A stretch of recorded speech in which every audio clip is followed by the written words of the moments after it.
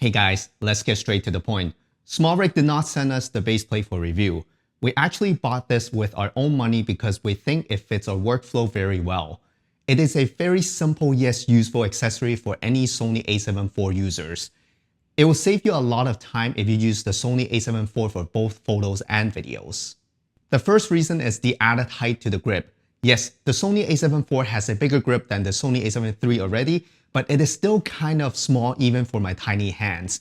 When I'm holding the camera without the baseplate, sometimes my pinky is still not resting on the grip. Trust me, when you are using the camera on set, your hand moves around and the pinky thing will happen. When the baseplate is on the camera, it adds about 1 centimeter of height to the grip and it is now much more comfortable to hold on to. You'll be surprised by how much more confident I feel having a better grip on the camera when I am taking photos or videos. Also, the baseplate comes with a leather-like texture to match the grip of the A7IV, and that's a very nice touch, literally.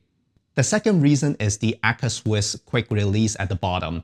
It allows you to quickly attach the camera onto any Accessory tripods without using a tripod plate. Although I don't have any Accessory tripods anymore, we mainly use Manfrotto tripods for videos, but it is still a very popular tripod base. Another major point that sold us is the DJI RS2 and RSC2 compatible Accessory lock. You can actually just slide the baseplate onto the DJI RS2 baseplate and you are ready to film with the gimbal. This is just the best and the quickest way to jump between handheld and gimbal work. When I was using my BMP-CC 4K on the DJI RS2, I always have to take off the Manfrotto plate first, attach the Accessory plate onto the camera, which requires me to remember to bring a coin, then I can use the gimbal. With the SmallRig baseplate, I don't have to do any of those annoying steps. The Accessory quick release has the same locking mechanism that the DJI RS2 plate has, which makes it feel much safer to use. When you slide in the SmallRig baseplate, you will hear a click and the camera is now securely locked onto the gimbal. In case if you forgot to tighten the knob, your camera will still be saved by this lock. We wanted to use the Sony A7IV for both photos and videos, and the DJI RS2 is our favorite heavy-duty gimbal for video work. That's why the quick release itself got us so excited getting this baseplate. This feature alone is a good enough reason for us to get this baseplate. The only thing I wish is different is the direction of the Accessory lock.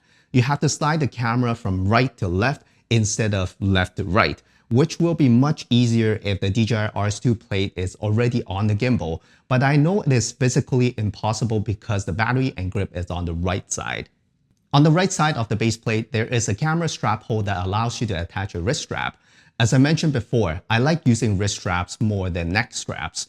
Having the wrist straps attached to the bottom instead of the top is actually better because the strap doesn't get into the way when you are trying to hold on to the camera. You can also use both the bottom and the camera strap hole to use a wrist strap that wraps around your palm to get a more cinema camera type of grip.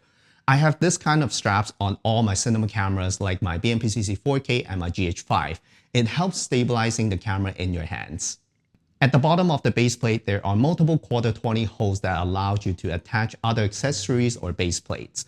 I have to admit that having Q20 holes at the bottom of the camera is not that useful, but remember, this is a very minimal baseplate and they still give you a lot of features. They even included a cold shoe mount at the bottom of the baseplate, and I was like, wow, that's very creative and they have definitely utilized all the space available, which is awesome. Again, it is at the bottom, but you can still attach things like microphone, lav mic receiver, or even a SmallRig onto the cold shoe if needed. When it comes to the design of the baseplate, SmallRig did a great job including a magnetic screwdriver for you to attach and detach a baseplate, which is awesome because I hate having to carry a coin or those key things to attach any accessories. They also have a very solid hinge for you to open and close when you are changing the battery on your A7IV. That is an amazing attention to details that only well-experienced companies do. Some cages or baseplates that I have used before, you have to remove the cage or the baseplate before you can change the battery, which is kind of ridiculous.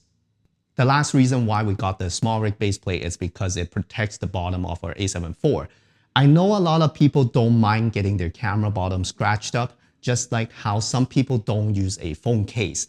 But we always want to take good care of our gear so it is easier for us to sell when we switch cameras or systems. So this is a personal preference thing. That's it. We just want to quickly show you this SmallRig baseplate that we got for our Sony A7IV because we are so excited and happy getting it. It works flawlessly for our jobs and it is extremely minimal and not bulky at all while still giving you so many features. And it looks like it comes with the camera, which is even better. If you have an A7IV and you don't want to get a full camera cage, definitely consider getting this baseplate instead. Let us know what you think in the comment section below. What kind of accessories do you have for your camera?